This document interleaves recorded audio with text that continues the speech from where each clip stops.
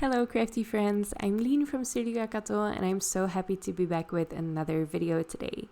Today I am posting two videos on my channel. One is going over all the products I got from A Pocket Full of Happiness because they did a bunch of Halloween products and I couldn't resist them, so I bought way too many. And I already made a bunch of cards with them. So if you just want to see all the card ideas, you can head over to that video. But I am sharing 3 cards in this full tutorial today. And all of the other cards that I made with this release will be coming in full tutorial videos in the coming weeks. Now I'm focusing on the Ghost background cover plate that was released recently. This is an A7 size cover plate. A Pocket Full of Happiness has a lot of A7 size products, and I think it's wonderful because there's not a lot of A7 cover plates out there. So I think it's very fun if you like making A7 cards, but it's also very versatile if you just make smaller cards, or mini slimline cards fit on there as well. So it's just a really useful size, I think. And this one cuts out a bunch of ghosts. I cut them out twice. For one, I saved the eyes and I put a little piece of purple tape on the back to keep them in place. I colored the eyes with a black alcohol marker and then I layered the second ghost on top. I'm actually going to be using all of the ghosts from this cover plate in all 3 of my cards today, but for the first one I am just using 3 ghosts. I am also using the My Sweet Forest die set, which is also new from A Pocket Full of Happiness, and I cut out all of the pieces, one's from white cardstock, and then for the tree trunks I used black cardstock as my top layer and gray cardstock for the foliage, I guess. Those are really abstract trees and I love it. It means you can do a lot with the shapes. I can see a Christmas tree in my future and even a snowman. I think that second tree sort of looks like a snowman. I don't know.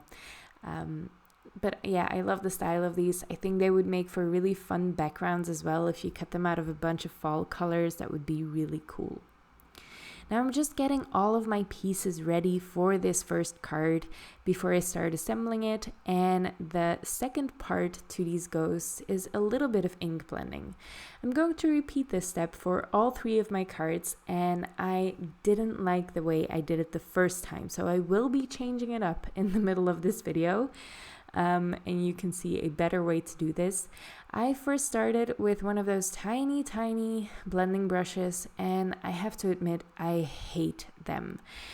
I think it's just because I don't know how to use them. I think they're very fiddly. I never get a good blending with them, and I just can't seem to learn. So this is the first time I'm using these on video. I have filmed a few more videos with them that are coming out in September, but I struggled with that as well. Yeah, I don't like them. I just can't seem to get them to work for me.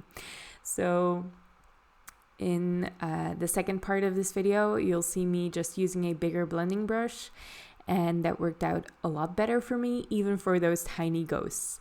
But I just added a little bit of shine to them. I love the look of like a magical ghost that has like a greenish, bluish look to it.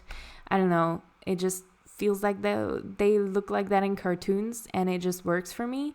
So I do that a lot for my Halloween cards as well. I just blend a little bit of ink on there and make it work. Now for my background, which I've already been blending for a little bit, but I just kept talking about the cute, adorable ghosts. I'm working on watercolor cardstock because I hadn't made a background like this in ages, and I was honestly worried that I forgot how to ink blend for some reason. So I highly recommend watercolor cardstock if you struggle with ink blending. It just is very forgiving, and I have never messed up an ink blended background on watercolor cardstock. It just works really, really well. So I go from my darkest to my lightest color, And I overlap the colors a bunch. I go back and forth between the colors just to get a seamless blend. And the more you pack on that color, the easier it is to blend a background. I am going to finish this off with a ton of gold splatter. Usually I keep the splatter to a minimum, but for Halloween cards, I just tend to go all out with everything. I don't know what it is about Halloween cards, but oh god, I love Halloween cards. I spent a week making Halloween cards, practically, and I had the best week ever.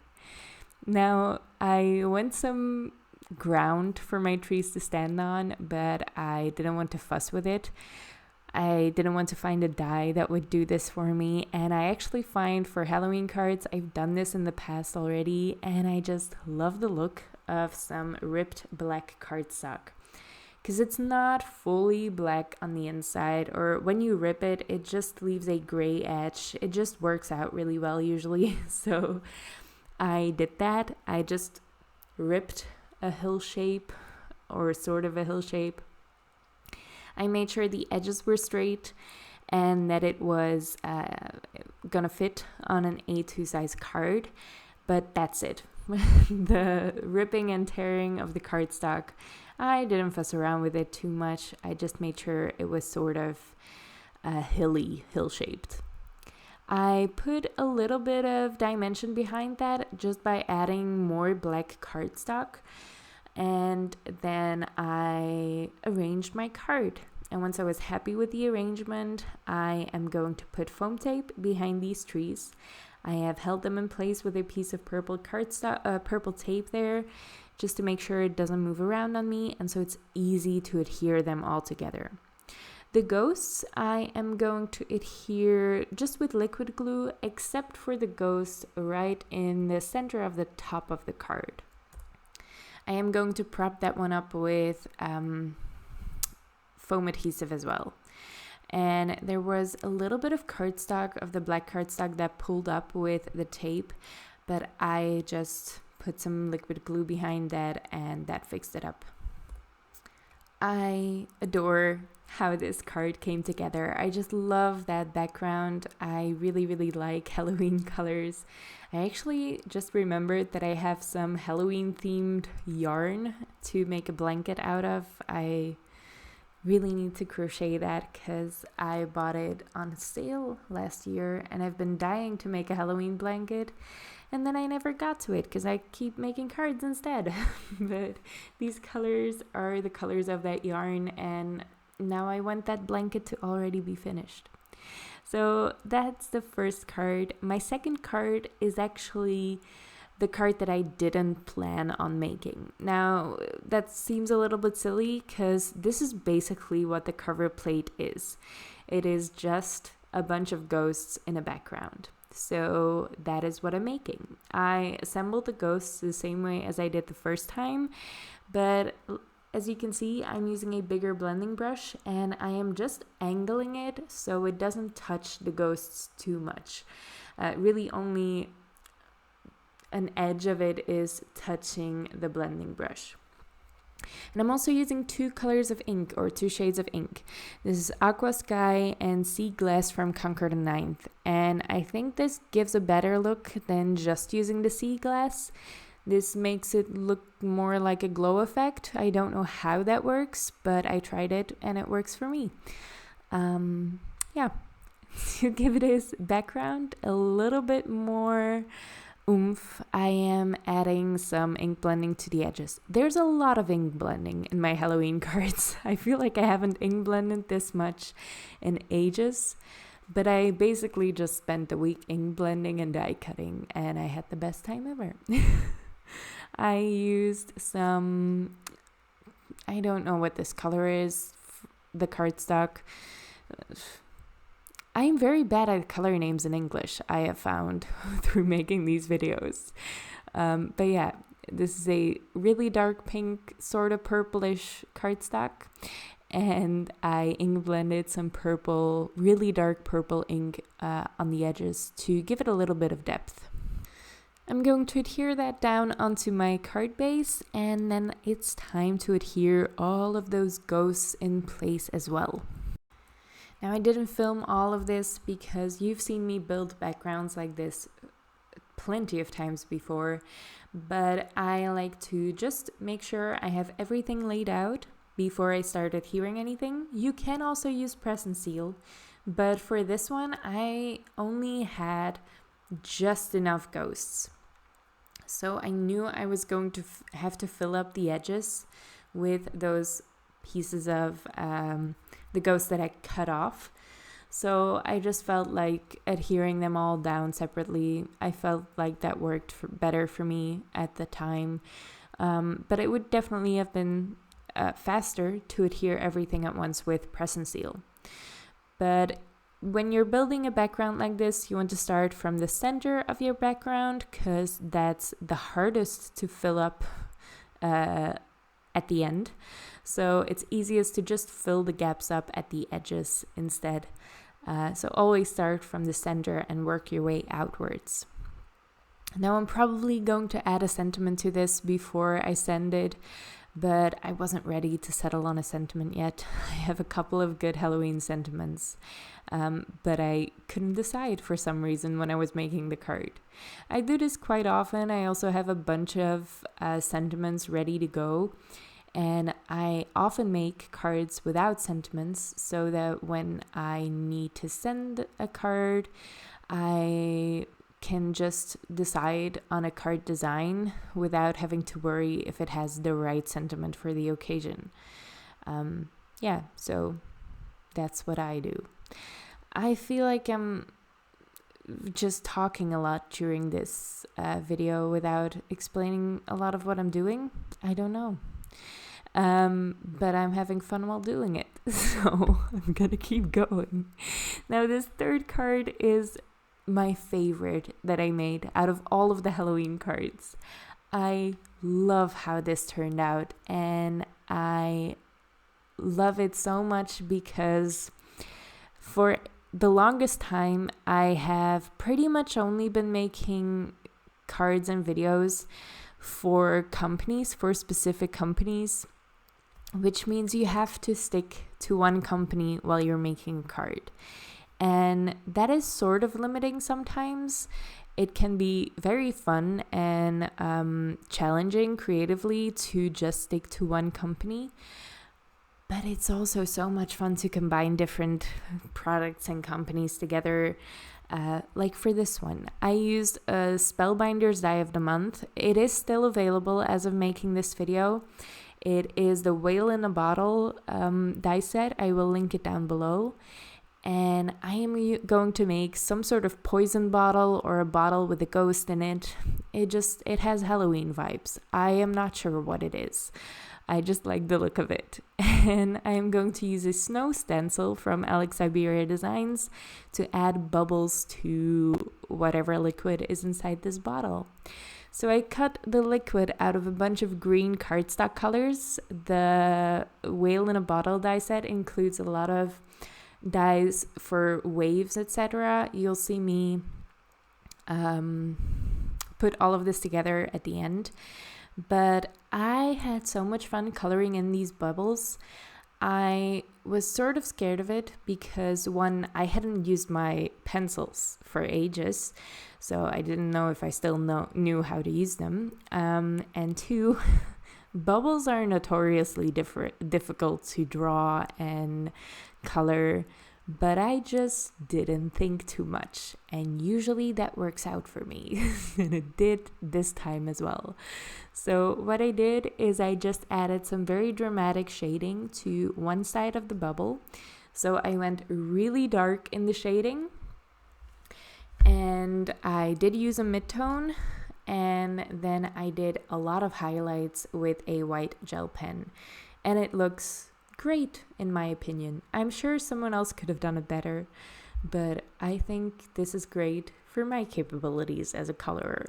So again, I am just using the very dark green pencil to add a sharp outline on one side and some dramatic shading, and I am using that mid-tone to help me blend between the super dark pencil and the lighter ink blending. And then I'm going to finish this off with more white gel pen highlights. And the highlights I do a little bit inside the bubble along the or on the lightest side of the bubble.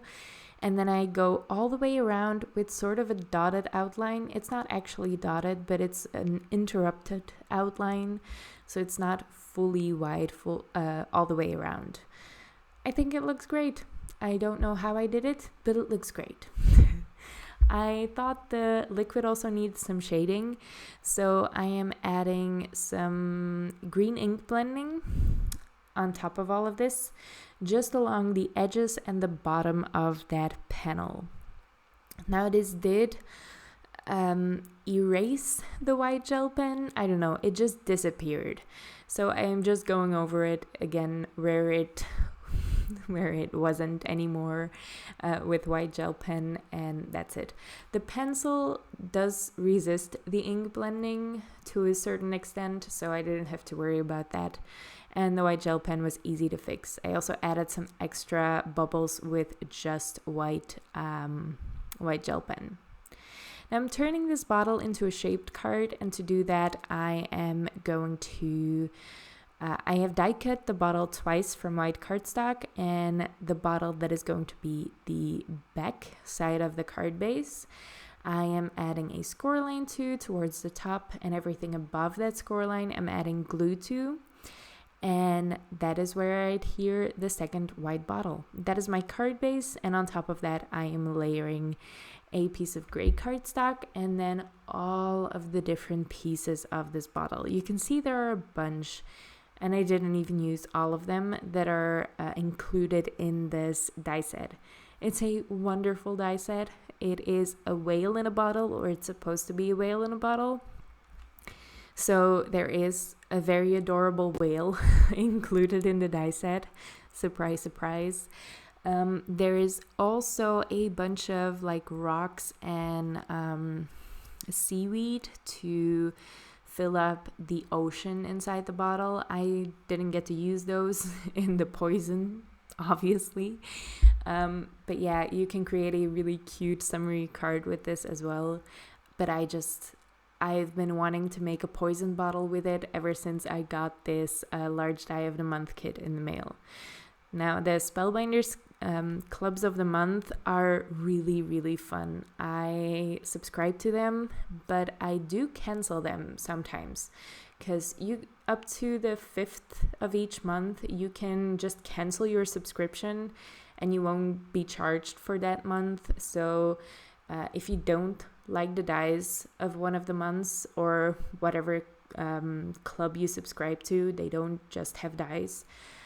You can just cancel before the 5th of each month. You won't get charged, you just won't get the product, and you can just resubscribe the next month if you do like the products. And they are great value, because right now that bottle is probably very expensive. I haven't checked on the website, but yeah. I think the large die of the month, I think the club is around $25. Now I'm not sure. So I checked, and the subscription is $27 each month. But again, you can cancel if you don't like the products. Like this month, it's a pomegranate large die set, which looks amazing, but I just can't think of any card IDs with it for me. So I canceled my subscription this month, but probably next month, if the die is something completely different, I'll probably resubscribe. Yeah, they have a bunch of clubs. There is a small die of the month, a large die of the month, a stitching die of the month. There's also better press of the month, glimmering of the month. They recently added a wax seal of the month. There's even more. There's a bunch of options, and they're all great value. So yeah, and obviously you can use this bottle for plenty of different things. It doesn't have to be a whale in a bottle. I put a ghost in the bottle, and I love it. I love this so much. I really, really like the ghost background from A Pocket Full of Happiness. But like I said, they released a bunch more Halloween products and fall products. Also some that are not fall or Halloween at all. but are just beautiful. So yeah, I highly recommend you check out A Pocket Full of Happiness. It's a store in Germany. It is one of my favorite card making stores of all time, or card making brands of all time. They are available at certain retailers in Europe. I'm not sure about the US. They were available at scrapbook.com for their last release. I am not sure if they're available right now at scrapbook.com, but if they are, I will leave a link in the description below. And if I see that they become available later, I will leave a comment on this video just to tell you guys that it is available in the US right now. So yeah, A Pocket Full of Happiness is one of my favorite brands, and I hope you check them out. They're absolutely amazing. I had so much fun with this Halloween release, if you couldn't tell yet. So yeah, I hope you like the cards. I hope you liked the video. If you did, make sure to leave a thumbs up on this video. Leave your thoughts in the comments below. Which one was your favorite card? And definitely don't forget to subscribe so you can see all of my other videos with the Halloween products that I got from A Pocket Full of Happiness. Thank you so much for watching, and I hope to see you next time.